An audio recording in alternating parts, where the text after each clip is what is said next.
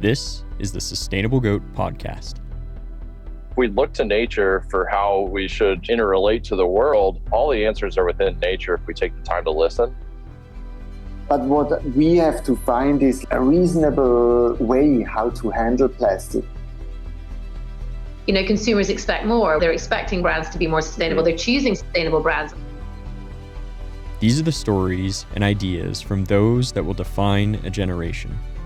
I'm your host, Steve Cassinim, and this is our planet in focus.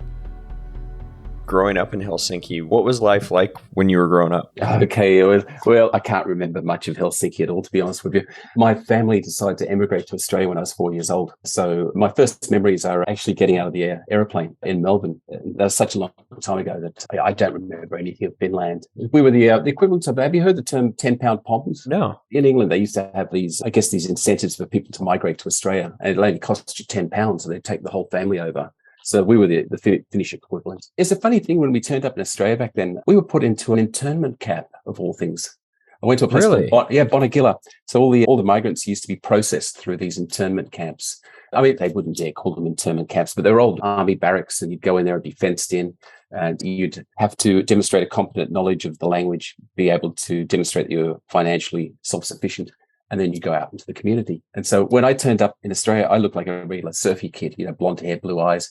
And I had the thickest Finnish accent. And this used to drive people completely nuts. They had no idea, that this is strange. He looks Australian, but he certainly doesn't sound Australian. Wow, that is so interesting. So how old were you when this happened? And kind of, do you feel that kind of had an impact on how you kind of lived your life, or at least you experienced life, kind of going from that culture to another culture and actually having to, prove that you can be there? Yeah, I mean, we're getting quite deep quite early, aren't we? But it's going to have an impact on anyone's life. You've gone through this massive change at a young age. And I think, as you get older in life, I felt, I wasn't sure if it was Australian or whether I was Finnish, but I'm quite comfortable with it now. But when I was 18 to 35, you're sort of battling that, sort of trying to understand who you are, trying to get some sort of identity. But, when you're a Finnish family and you move abroad, you actually become more Finnish than the Finnish themselves, because you're in a time warp. You've sort of frozen in time. When you leave in 1967, it may be 1997, but you're still behaving like it's 1967. So I grew up eating all these Finnish foods. My friends would come around, or I'd go to their place for dinner. We'd have spaghetti bolognese or pizza. And they would come to my place and we'd have liver. And, that was a strange sort of, I guess, a cultural clash. But I mean, I have no idea what that is. Yeah, Australia's full of immigrants. It's such a cosmopolitan place. I'm just one, a small drop in the ocean of people that have come to Australia from Italy, from Poland, from Finland, from England, from all over the world. And so we're very fortunate as a country. We've become very multicultural, and that's reflected in the food, the architecture, and the attitudes of the people as well. Mm-hmm. Do you think that was kind of more the inspiring part of Australia, that, you had this clash of so many different people and you got to see so many different things that it almost kind of gave you this sense of travel kind of early? No, in fact, the exact opposite. What you do realize pretty early in life is that back in the 60s and 70s, Australia was, it would describe itself as a bit of a cultural desert. Everything was happening overseas. So a rite of passage for young Australians is to go overseas, is to travel to Europe or America to experience the rest of the world. So we're a nation of travelers, and we have to travel a long way. Even now, it's a long distance to Australia. It's you're really looking about 30, 32, 35 hours door to door. Wow. That's a long ways. Wow. So when you started getting a little bit older and you're kind of thinking about career, where were you kind of looking to go in life? Wow, big question. I don't think I had any direction until probably I got to my 30s. Australia's one of those places where you can bounce around in different jobs. You could sort of start at the ground floor and work your way up. Most of my career I was in publishing. I really loved publishing. It was a creative industry, and it was vibrant, and it was very different from anything else I'd experienced. And I was still pretty much involved in publishing or in technology business related to publishing when we started SkedGo, actually. And when I did find SkedGo, I found a new purpose. I don't want to say purpose for being, but it gave me a reason to work very, very hard, because I could relate to the philosophy, the core values of what we were trying to achieve. Yeah. What was it about that philosophy that spoke to you? Let me go back a bit. I met the founder, Klaus von Hesburg. We played suburban soccer. So, pretty amateurish sort of league. We're over 35s competition. So a bunch of guys that would do this to stay fit and meet new friends. And it's also competitive. And we used to play on the northern beaches of Sydney. And each Saturday, you'd travel to some far-reaching place in the suburbs to meet another team at a football pitch. And what we found was we'd have 30 different single occupancy cars turn up at the playing field, because this is a bit like America. It's suburban, it's sprawling sort of suburbs. And there weren't always buses to get to these places or trains. And so, as I said, you'd have 30 cars turn up in a single field, and there was a parking lot of a dozen spaces. And to Klaus and I, particularly Klaus, this seemed like a really stupid thing to do. All those carbon emissions, all that road congestion, and the stress of trying to find a parking spot at the end of it. And so we thought there's got to be a better way to do this. And we were looking for a way to, I guess, plan the logistics of our Saturday football game. That's where it started. Just a simple thing, a simple pain point. And we went looking for an application or something that could help us out. And we couldn't find anything. And that really surprised us. And so maybe naively at the time, we decided we're going to create something. We're going to create some sort of tool that's going to help the football team. And we're already leaning to the green. We were environmentally aware. We believed in decarbonisation, all those things, and recycling. And this just seemed a natural sort of extension. And before we knew it, once you start planning these things, you get excited about them. You look at all the prospects. And as it turns out, we created what we think was the world's first preference-based multi and mixed modal door-to-door journey planner. And so this gave people the ability to decide whether they wanted to reduce their carbon emissions, their cost, or their time to destination. And over the years, we started to add to that. We started adding accessibility. We realized that travel is not just a mechanical function. It's about inclusiveness. So if you're in a wheelchair, you have no freedom if you don't have transport.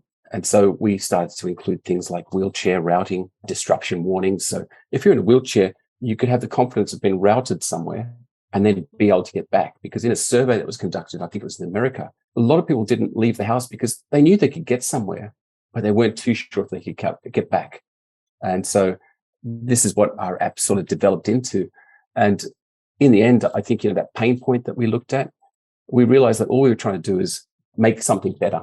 And it's a philosophy that sort of carried us out over the past 10 years. We do sincerely believe that we're trying to change the way that the world moves. And after 10 years, we've got offices in Sydney, Bahia Blanca, Munich, Helsinki, Bristol. We work remotely, which is another unique thing about our business. We don't have an office. We have the ability to work remotely, connect when we have to. And I think that sort of attracts a certain type of person who believes in the cause rather than is perhaps chasing a career or big money. Mm-hmm. That was fantastic. I mean, I love that story. I mean, really just, it's so visual thinking about that many cars in a lot trying to find parking and just being like, this doesn't make sense. And just, we should solve this problem.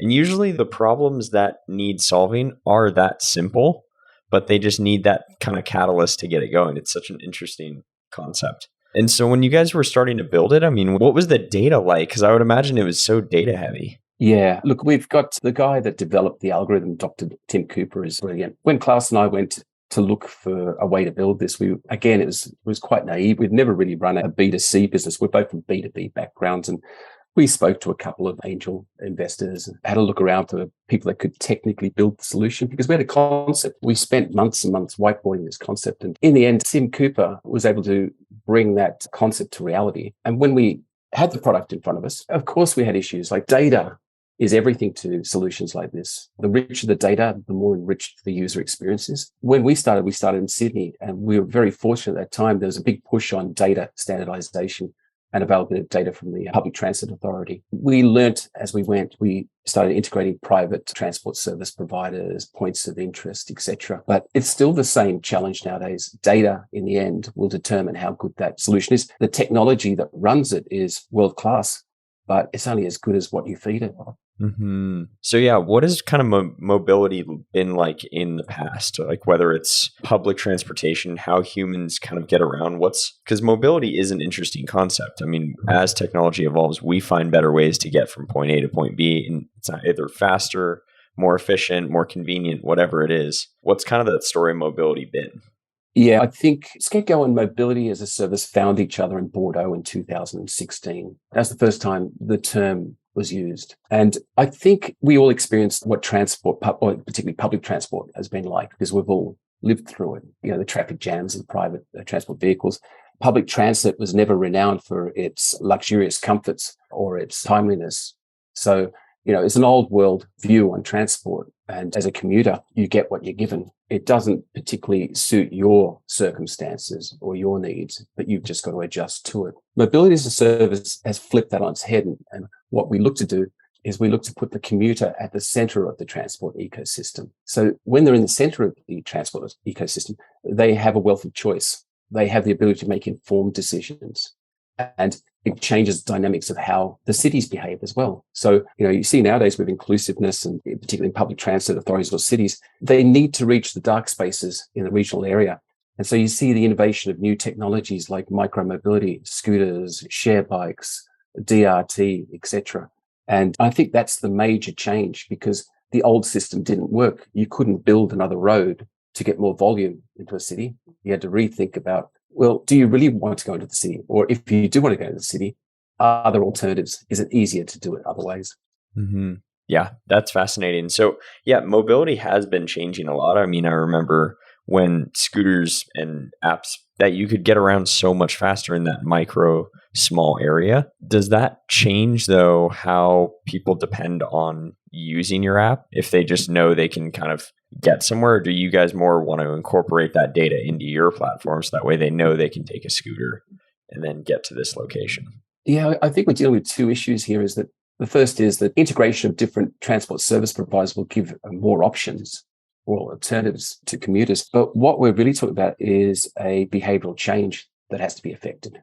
This is probably the biggest challenge for mobility as a service. There are two components for MaaS to be successful. Actually, there's three. Let's put data aside.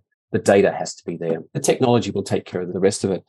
But when you look at the other inhibitors to this, probably trying to affect the behavioral change is the biggest challenge. People don't like change. They'll always do things the same way. And you need two things for that. You need access to the capabilities. And this is where a SkedGo comes in. It provides that access to these capabilities where people can make informed decisions and try different options. You've got the access, but what's still missing is the incentives or the rewards to consolidate that change. It's very easy to slip into your old habits, but if you can consolidate that behavioral change, you're most of the way to sorting out this issue of getting people out of single vehicle journeys into multimodal assets. Mm-hmm. Yeah, definitely. And I think that behavioral change is starting to happen. I think the pandemic kind of helped people think about how they get around and where they do everything that they do. And I think that definitely changes how transport can be thought about when it comes to public transportation. See, the interesting thing is that for years and years, we've been talking about macro trends that are driving mobility as a service. We talk about urbanization, 68% of people living in cities by the year 2050, I think it is. And these are old sort of, data benchmarks that everyone's been talking about for years. But those macro trends have come into realization because the environmental movement's probably the largest influencer of modal change. Global warming is making people change. It's sad that we had to wait for this point to actually have this sort of wholesale migration. I mean, local government authorities, I'm talking about the cities and the towns, they're using mobility as a service as a cornerstone to their decarbonisation strategies because they need to find a tool to make people change their behaviour. So they see MaaS as a saviour. They usually incorporate it with active travel programs or micro-mobility promotions and the like. But they see MaaS as one of the primary components to changing behaviour and getting that congestion off the road, and particularly in Europe, trying to meet those carbon zero targets that everyone's talking about. Yeah, well, and I would imagine also some of that urbanization pressure of that many people coming into a smaller space at the same time. I would imagine it's also helpful in terms of just where to funnel all of the traffic and the people, not even just from the carbonization side of it too. It's just to be able to handle the influx. For example, we built an application for Leicester City Council and they had a serious problem with car congestion in the middle of the city. And so we introduced all the different modes, the share bikes, but we did two specific things that help them achieve what they're trying to affect. And that is that we introduced park and ride facilities and provided routing sites decentralized from the city. And we also integrated their active travel program. So for years, they've had an active travel program trying to encourage people to walk and ride bicycles. And they have a relationship with Santander Bicycles with that. And to make that work, we had to nudge the algorithms a little bit to reduce the incidence of private vehicle routing and to surface the bicycle routing. And so, with a solution like SkedGo, what we can do is we can localize and we can calibrate. And I think that's really important because the question I get asked the most is, what's the difference between you and Google? Google is an obvious one to pick. because it's the generic. But the two are so different. We perform the same function, but we do it so differently. And so there is room for many of us to exist out there because we'll end up specializing in certain areas, whether it's like us, where we look at accessibility, green travel, providing services for disadvantaged communities, for example. Yeah, that's incredible. Do you remember when you made the first working prototype of the software and tested it and it actually worked? Do you remember when that happened? I wish I had a clear memory of it, to be honest with you. I think at the time I'm not a technologist. I think Klaus is a bit of an engineer, but from my point of view, I'm always thinking about, well, what's the practical application? I think I was more nervous than anything. When you make something and you got to show it to people, and people always tend to pick out the bits that don't work. And as we were saying at the beginning of this conversation, is when we started, data was there, but it's not like it is now. These public transit authorities are really catching up quickly. Mm-hmm. Yeah. And so you didn't have an entrepreneurial background. What was that process like in really jumping into, this is a completely new venture? This is just a learning curve that happens really quickly. What was it like for you going through that process?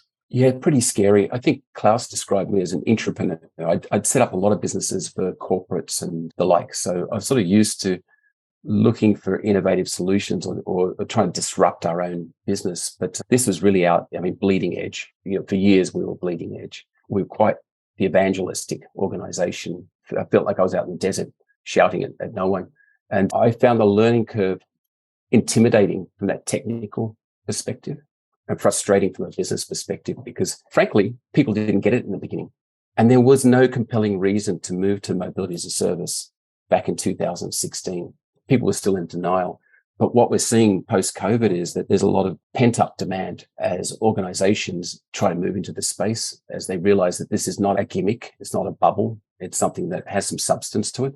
So it's certainly a lot more comfortable nowadays talking to people. In fact, I saw my first mobility as a service documentary on the BBC when I was in Netherlands a couple of weeks ago, and I nearly fell off my chair because the term was being used in public. The most difficult thing for me is to turn up to a dinner party or a barbecue and someone says, "What do you do for a living?" And I try to explain, and still people have no concept or perception of what it really means. And so it's good to see that the message is being echoed and broadcast in these big public forums now. Mm-hmm. So if you were to define mobility, what would you define it as? I think I'm sort of giving away a couple of things I think it is. I think mobility as a service is what it is at the moment. It is putting the commuter at the center of the ecosystem. It's providing that variety, and it's the subtle things. It's about optimizing travel for an individual. You don't have to think about these things. Back in the day, you'd get out your roadmap or you'd get out your timetables and you'd have to sort of calculate how things do.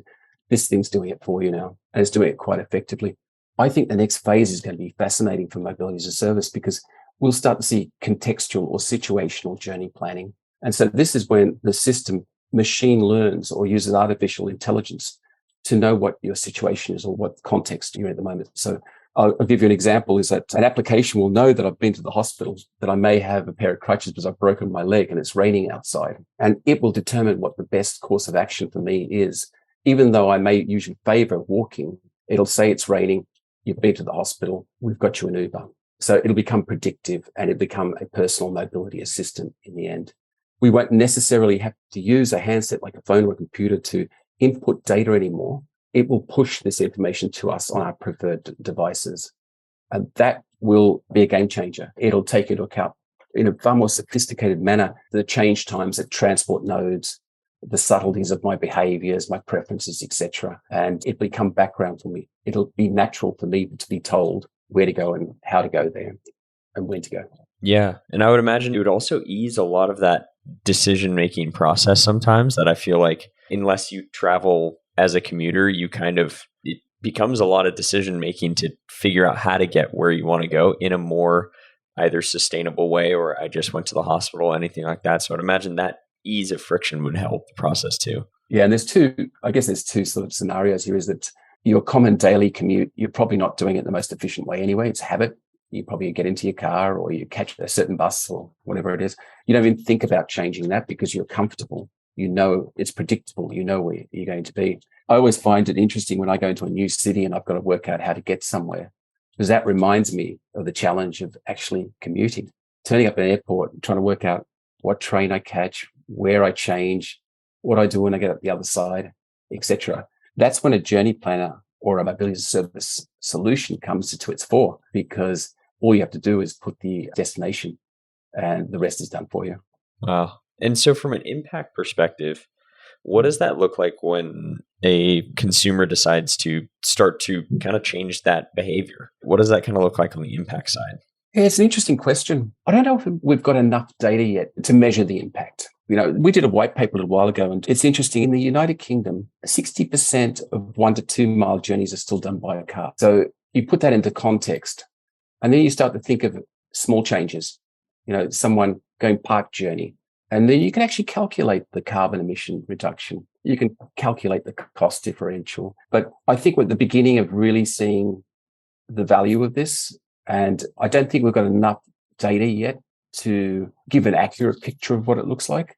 I think it's encouraging at the moment. I think the social impact is probably much larger than the statistical impact. The social impact you already see in places like Leicester, where they have this active travel program, where people are walking to work. They are bicycling. And that makes an enormous difference to everyone else, and they don't realize it yet. How much do you think you're also affected by just world changes, in the sense of you have more people working from home now, so you have people questioning whether they even need a vehicle? Does that kind of change that process a bit faster for you guys in terms of what you are providing?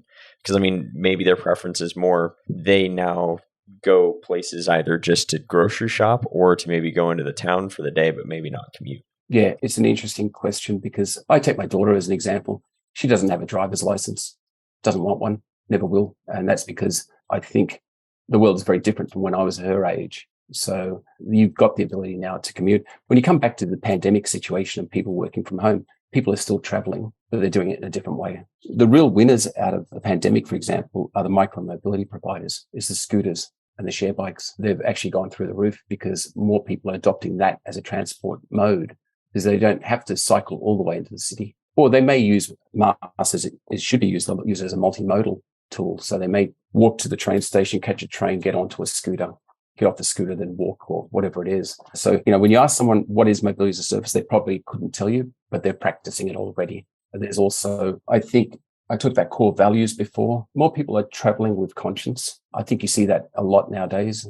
People are questioning air travel, as an example. They're looking at the best possible travel option without doing any damage to the environment. So as with most changes, they start off slow, but the momentum builds very quickly. And I think mobility as a service in next 12 or 18 months is going to be very different from what it is at the moment. Do you think it's going to change also on the city side of things? So, traditionally, if mobility is, public transport, you get on a bus, you get off a bus, and then you get on a scooter, you have a lot more opportunities for private companies to introduce new mobility ways. You have the one wheels, you have scooters, you have all these new solutions on how to get around. Do you think it's kind of on the cities to kind of open the doors for all these kind of mobility solutions to come in? Or is it kind of more the city to kind of adapt to what's happening?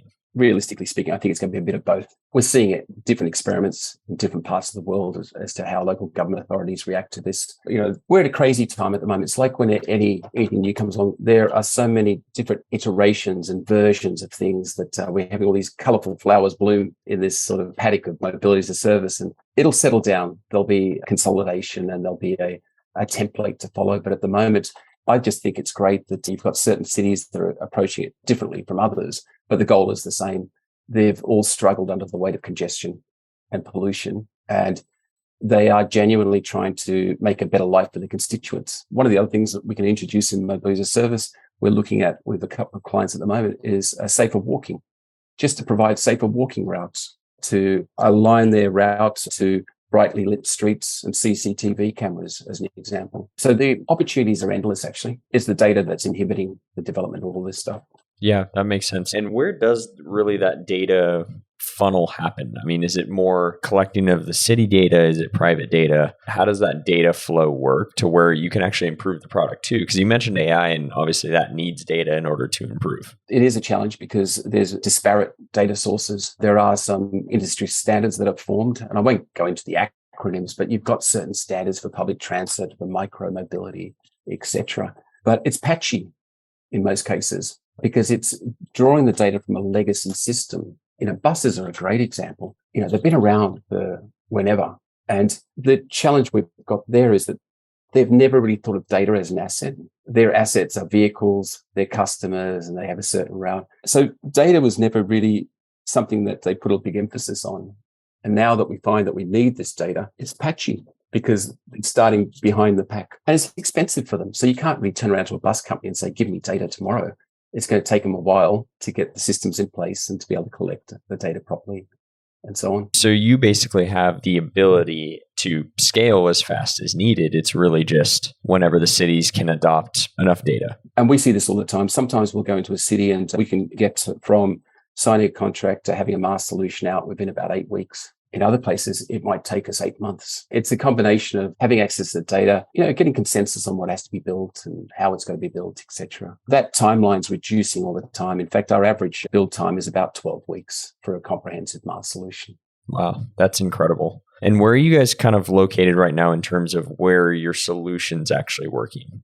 Well, we've got examples in the US. We work with a company called Phoenix Mobility Rising. We've got an app in northern Arizona for a community organization called N4. So that serves disadvantaged constituents and also for paratransit. Our home base is Australia. We've got multiple applications there.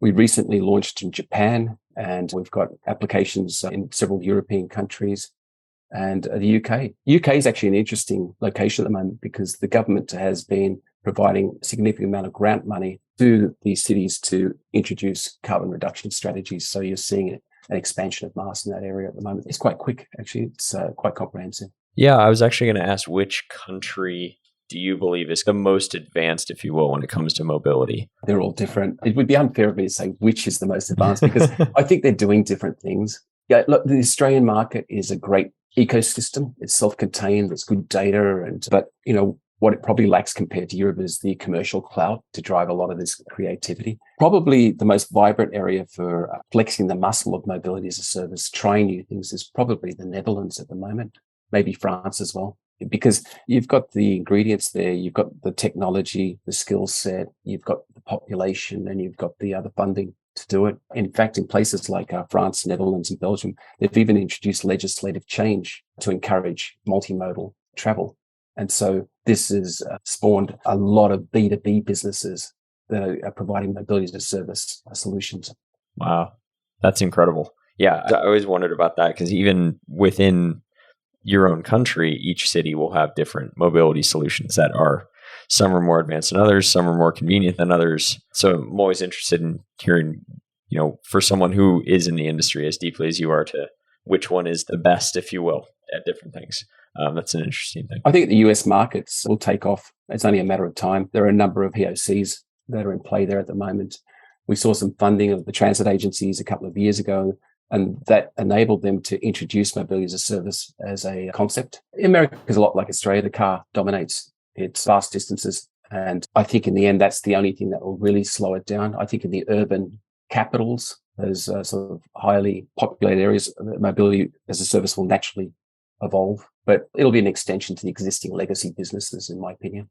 Yeah, I know this is quite a ways off in terms of timing, of course, but when it comes to mobility solution of self-driving vehicle, and now suddenly, you can have one vehicle for your block and everybody gets dropped off at work. What does that kind of do on your end in terms of thinking about future? I know it's a long ways off and may not even be in the plans. But no, it's not that far off at all. I mean, we've integrated autonomous vehicles, electric vehicles into solutions already. I think an indicator is if you look at demand response transit, DRT at the moment is playing that role, except it's got a driver in there. So, you will see a smooth transition to AB. I don't think that's going to be a drama. I think the challenge for that industry is probably a legislative one around health and safety, liability, things like that. But the technology is already there. If you go to any of these mobility as a service conferences or exhibitions, guarantee that there'll be an AV provider that's taking all the delegates from the local bus stop or the local station in an AV vehicle all the way to the conference center. So you see the concept already because they plan it in a way that you'll stop at certain stage points and you just have to use your imaginations. But sometimes people get on. And so, as I said, it's already there. It's in I wouldn't even call it prototype. It's in beta. There are in some places it's in production. People are already using that mode. Do you think that'll change public transportation? Will that just be the same problem that we have now of cars and traffic? Like if everybody goes, okay, I don't need to take a train or, anything. Now I don't even have to think. I can just get in this thing and it'll take me here. Yeah, and I don't have an informed opinion about this, but it is a subject that people talk about, is that ultimately, if the demand's there, you're still going to have the same amount of cars or close to it, and they're all going to be just circling the block, that sort of argument. But I think the industries, I talk about public transit and private transport service providers, they will adapt to meet the demand in a way that's most cost effective. That will happen. So I don't see that as the problem. I think we'll see public transit in particular is already adapting, in places in the UK, they're changing their model to a franchise model. They're not so interested in owning the assets, but they want to manage the logistics. And so I think that's something that I'll be looking at with interest, because that changes the dynamics of how people think about public transport. And so your public transport may include a DRT, it may include a scooter, but still public transit. Interesting. So yeah, that's an interesting concept, thinking about just cities actually stepping back from the asset ownership of all the buses and vehicles and employees and just focusing on how do we optimize this city and allow the other people to actually privatize it. That's a cool concept. Yeah. I mean, look, the cities and the transit agencies have always subsidized a certain part of transport. I think this is probably an opportunity for them to disperse the costs in different ways, and it changes the dynamics. It's not my area of expertise, but I think we're, as humans, just basically we're quite, very adaptable. They will find a way to solve the problem. Yeah. What would be your ideal mobility system, if you will? Like, do you believe that there's a most efficient way to, or most sustainable way to get from point A to point B? I know there are some variables in terms of distance and where you are and stuff, but I'm going to argue that there is no ideal mobility as a service solution. I think the key is the localization. What I found over all these years is that every city installation, every transit agency installation, they're all different. They use the same common building blocks and technologies, but their reason for being, their objectives, and the way they function, the change might be only subtle, but it makes a massive difference to a local user, because the familiarity that we're trying to break with behavioral change has to provide them something that they can relate to. So I think we'll still continue to see a wide variety of solutions. The technologies themselves will get smarter and slicker, and the cost will come down. So it'll be more accessible by everyone. I think that's probably one of the things we'll see over the next few years. What's your most exciting solution right now for the mobility market? Is it the software frontier or is it hardware? I think hardware is an enabler personally, and the hardware will change over time. And, the software development will meet the demands of the audience. I think it's the conceptual side of the business that sort of sits in the middle. I think I love going to these conferences and listening to some of the smartest people who are entering this industry talk about what it's going to look like and how they think it should behave, because it shows engagement from a broader range of people. As I said, we were evangelists, and now we're starting to see these people that are coming in with some really cool ideas. I think the conceptual side of mobility as a service is really going to blossom over the next few years. Yeah. And where do you think there is the most development in those solutions, kind of in the world, most forward thinking in terms of developing the practical solutions? I think I go back and point to Europe at the moment, Netherlands, France, Brussels, etc. Because that innovation is driven by funding. If they're enabled to create these things, they have the freedom to really extend their capabilities. Because today, until recently, the question was, can you validate the mobility as a service model? And what we're seeing now is that, yes, we can validate that model. Perhaps not in the consumer space yet, but in the B2B corporate spaces, B2G government, we can certainly validate it. We can actually calculate the cost savings. We can calculate the profits there. And, that, as I said, was primarily driven out of legislative change in parts of Europe to get that point where people felt the confidence to invest into those concepts and ideas, because they knew that they had a stable piece of land to build that concept on. So do you kind of feel that change and shift that needs to happen, that behavioral change for there to be legislature kind of needs to come from the consumer, right? Because they're the ones voting on it. How does that work in terms of when you're trying to behavior change and do that? And that if the government provides a solution for the people, but the people need to recognize there's a solution to vote it for the government. That's a really tough question, actually, because I think it is a bit of all. But I can only go through my personal experiences that public pressure will motivate a government organization to change something. Whether they make the right decision with that change or they follow the old path is probably the question.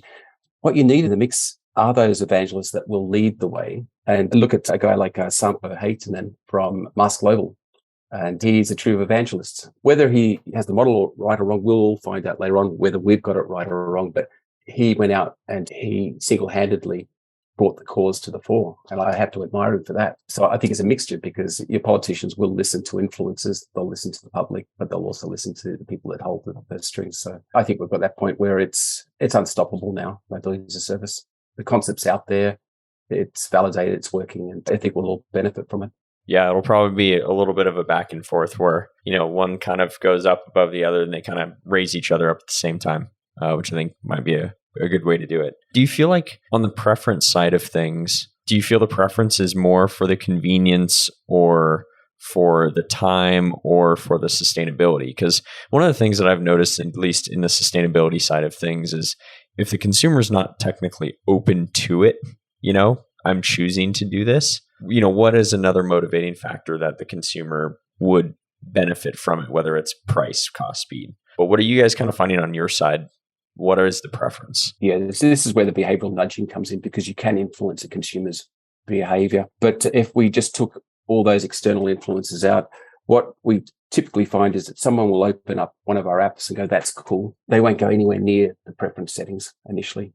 They'll just leave it at the default setting, and they'll start playing around with it. Those that tend to go for reducing their carbon or increasing their active travel or whatever, they're usually the early adopters, and they're usually driven by a core value or a specific need. So if you are already into active travel and you find an app that introduces it, of course, you're going to adopt the full spectrum of capabilities for that.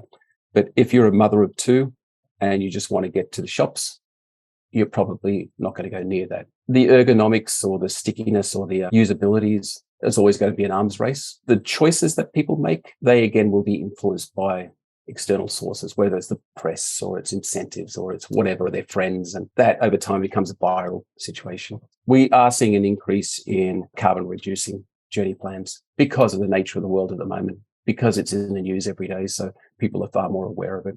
And it is a primary selling point of our solution when we go into our customer organizations.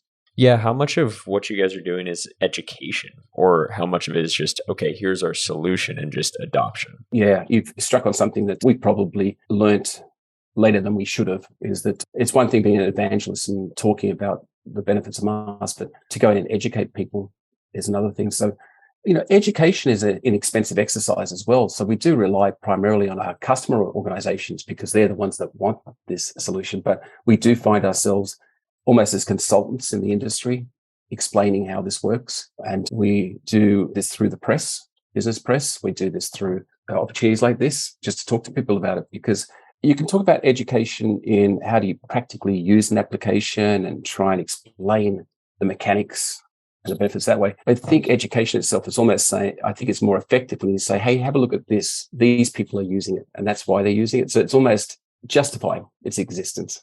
I think people are far more likely to look at it then and say, well, I'll have a try of it. These apps, we talk to not just our customers, but others. Probably the biggest challenge is not to get someone to download it, is to get them to come back on multiple occasions. It's like any app out there. It's easy to download an app and have a look. And some people will make the decision in 5 seconds, which is probably unfair, but that's the reality of how these things work. Yeah, definitely. And when cities are looking to adopt this, or you're looking to kind of expand the footprint of any of the applications, what's usually the deciding factor for the end user? Is it the fact that more people will be using the transit, or that they can provide a better solution for it? What's kind of the draw for them? Are you talking about our customers when we expand to the cities? What's driving them? Yeah, there's a common theme there, is that they have a challenge. And that challenge is not one they've made up themselves. Someone in government or higher up in the organization has determined that they've got to reduce their carbon and their congestion. That is the primary driver for the introduction of mobility as a service in towns and cities at this stage.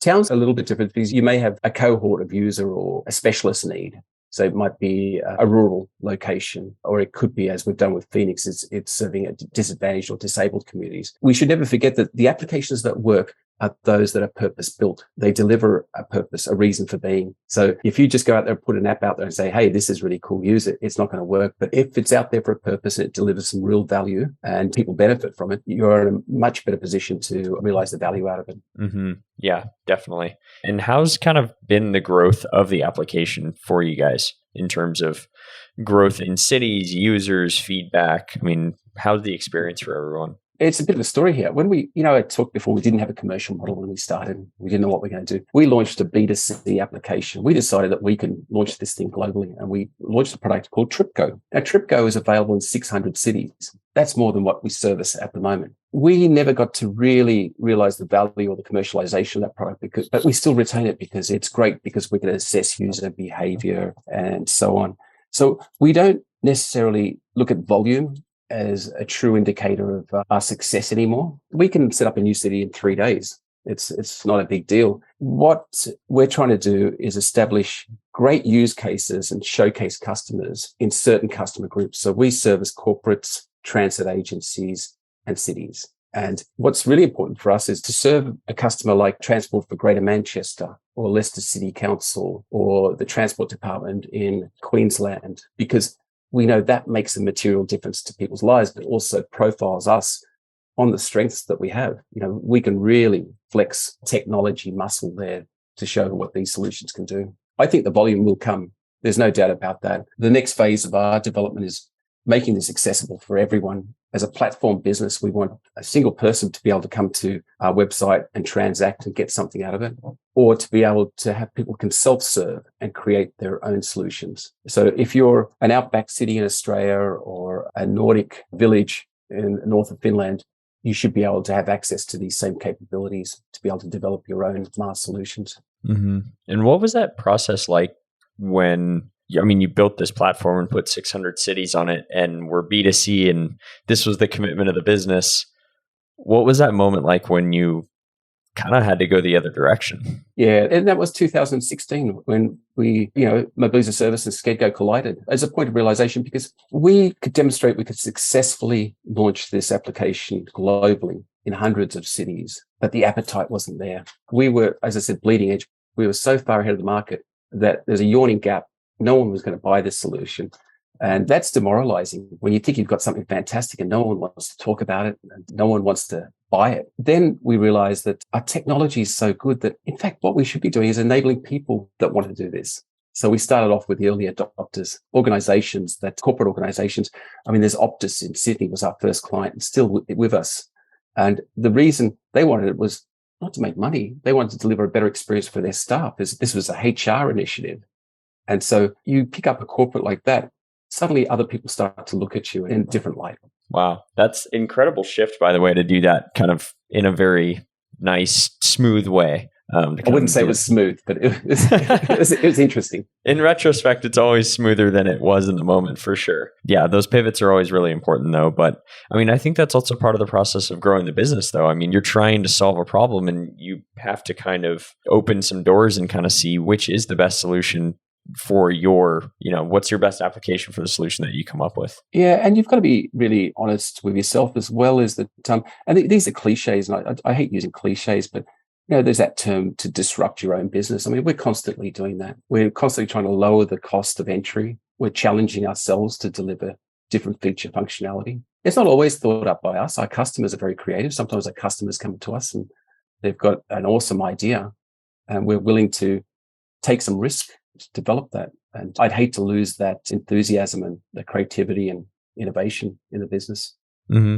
And how does it feel kind of running, more of a startup type of culture? Because it is different than, a bigger corporation and how that kind of works. You guys are able to kind of pivot. Do you guys kind of want to stay in that zone of being able to do that? Yeah, exactly. As I said, we don't have a physical office. We have key stakeholders in the business, and I describe ourselves as very inclusive and democratic. A lot of decisions are made on consensus. If I come up with a concept or the CTO comes up with a concept, we pitch it to each other. Not like in Shark Tank or anything like that. We throw it around and everyone's got the same volume of voice in the business. And so when the decisions are made, I wouldn't say we clash, but, we challenge each other, but the decisions are made quickly. They don't have to go through some sort of process. out the other side. It's decisions usually made on the spot if we've got the data available to us and it's a well-reasoned argument, or it doesn't take long after that if we've got to put some stuff together. Yeah. How important do you think that is to make that decision quickly rather than, sit on it for a long time and analyze it more? I mean, I know some decisions you sit on a little bit longer than others, but It's that risk and likelihood scenario, isn't it? I mean, some decisions are a little bit more important than others, but we've always believed in make quick decisions. It's much better doing quick steps rather than long strides, because if you do decide you've gone down the wrong path, it's not a big deal. Turn around because you've effectively just lost a bit of time and less money than you would if you went for a long labored decision on a big concept. So a lot of our stuff is iterative building. In fact, we encourage our customers to do the same thing. It's not uncommon to go on a tender or a customer organization and they'll want to perform a Mars launch. They want something massive, and we'll always tell them that they're better off doing this in staged or phased approaches, because they will change their mind. They'll change their mind because they won't really know what the result is until their customers start using it. So if you've got a beta version out there that your customers are using, you're going to learn a lot more, get a lot more data in a short period of time than you would taking that risk going out for the whole build a year later. Yeah, I love that approach. I think that's way more, it is what your business model is, put the consumer at the center of the decision-making process and the software process. So I think that's brilliant. What's kind of your hope for mobility of the future? Like, what do you kind of see as mobility of the future? We talk about seamless, gateless, ticketless travel. And I think there are certain parts of this industry that are specifically targeting that. And so the scenario is to start off with an airport. You walk into an airport, you need to validate your presence. You have the boarding pass, passport, multiple gates that you go through, similar to a railway station, even a bus you got to tap on. I think what will change everything is that when you're wandering around the city and you're hopping from one mode to another on your way on a multimodal leg, that you're not actually stopping to do anything. You're just progressing. Gates will open for you. They'll pick up your GPS location because you've been validated and authorized. You'll walk through those gates. You'll catch your train and so on. It doesn't sound like a big deal, but the efficiency impact, the stress impact, the ability to plan for local government authorities, for transit agencies to load balance, the benefits are endless. I look forward to the day where I don't have to carry my credit card or my ticket or my pass or whatever, and I can just commute from here. This might sound far-fetched, but would it be great if I can get out here, just hop on a bus, get up to the railway station, go to the airport, hop on my plane, go to Sydney, hop off, get on into a hail, and I don't have to reach for my wallet once. It's validated the journey for me. Is that something that you could potentially build into your software, that validation process with the transit systems? Or is that something where you kind of leverage, Apple Pay or whatever that is? Yeah, I think this is a collaboration. In fact, one thing I didn't mention is that in one way that mobility as a service has changed is that tenders in particular used to be big, massive documents, and a single entity would win that tender, to supply the services. What we're seeing is a trend towards consortia tenders, where there's an obvious preference to having multiple players participate in the tender. And that's because I think there's a realization, very hard to find one company that does everything well. So we're great believers in collaboration. We collaborate with what would be perceived by competitors. We collaborate with industry bodies, with different industries and organizations. So a lot of the business we pick up is with other companies because they'll bring something to the value proposition that we don't have. We can plan, book, or pay for services, but we may choose to collaborate with a ticketer because they've invested 20, 30 years into the development of their solution. We're not going to try and replicate it in 3 months or 3 years. Yeah, I like that. Almost make the back-end solution for mobility almost like the front end, where you have a lot of collaborators all great at what they do and make a better solution for everybody. I love that. That's awesome. Do you remember your first consciously sustainable purchase that you made, that you purchased a product or made a behavior change consciously? This is really embarrassing for me because my wife is very much environmentalist to the point where she does all that stuff with picking plastic off beaches and stuff. And I always thought the thought, but never walked the walk. And it's my wife that changed my behavior completely. So I follow her down the beach and I end up being the guy that carries everything's picked up and stuff like that. So, I can't consciously remember when it happened, but I think it dawned on me that, you can talk about it, you can think about it, but if you don't do it. So my most recent decision was I no longer own a car. And I found that a really interesting exercise because now I understand what the challenges are. Everywhere I go is mobility as a service. Even when I'm back in Australia, in Sydney, everywhere I travel here, I may have to fly in there, but once I get there, only catch a taxi, for example. If I really, really need to, I'll end up using 2 or 3 modes to get to every appointment or hotel or whatever it is. So what was that? Wow. Sorry. What was that transition like? So when you got rid of the car, you're used to this mobility solution and now you change it. Was it just time or what happened? No, it's a bit like being a bit of a fake. I was with SkedGo and I'm talking about the benefits of mobility as a service, and I have a car. It didn't stack up. I mean, if I was really put under scrutiny and I was questioned, it just didn't make sense. So it was difficult. No word of a lie. It was a challenge sometimes, but because I believed in it, it made me feel good. The more I felt good about it, the more I did it. So now it's just natural for me. I don't even think about it. I don't think about using a car. My cousin picked me up for a lunch the other day and I got into his car. It was an absolute luxury. I did miss it, but I felt a bit smug and good about not having one. But I don't think the car will disappear. There is a place for the car. I think it's more about how we use them. There's no point in taking a single vehicle journey unless you have to. And that's where it comes in useful. But I think in most cases, there's nothing wrong with sharing a car ride with 2 or 3 people. So I don't think I'm sort of trying to kill cars or anything. I think this is more about that behavioral nudging, making those informed decisions, changing your behavior for the betterment of everyone around you and yourself. How long do you feel like it took you to feel like you didn't think about it anymore? A tough question. Because I tried not to think about it. So I didn't, Yeah. I didn't Fair really, enough. I didn't really sort of analyze. I didn't ruminate about it or stress about it. Sometimes I cursed it because I'd missed the bus or, I'm stuck somewhere. But they're the painful moments. But the real nice moments, the pleasurable moments is that you get little wins. You start to engage with society again. You'll have a chat with someone. You'll go, it'd be a scenic walk, a scenic bike ride. You get different benefits from multimodal. It's not necessarily just about time to destination anymore. It's about how you travel. So you get to make these decisions. Yeah, I love that. And where is your favorite place in the world to enjoy nature? I'm torn between the northern beaches of Sydney because I surf. So I get to go in the water all the time, and nothing better than taking the board out there and you'll see a pod of dolphins come along beside the board, which is really cool. But I've got to say, living up here in Finland is fantastic. Every time I go on a business trip into Europe, when I come back to Helsinki, it's like an oasis. It's like a green oasis. Everything is clean. The air is fresh. It's covered in forests and lakes. It's a beautiful place up here. Yeah, I love that. Well, John, thank you so much for just taking the time and diving into all of these things on mobility. I think the topic is fascinating. It's a subject in sustainability that isn't talked about enough. And I think it's an exciting forefront. And I just want to thank you for being a part of this. No, thanks very much. I've really enjoyed this, actually. It's been wonderful, actually. Thank you for listening to the Sustainable Goat podcast. I'm your host, Steve Cassingham. With each episode, we can further define what it means to create a truly sustainable and resilient future. I think the new status is to show that you actually care. You want to drive change and you want to be part of a sustainable future. People fight for what they love.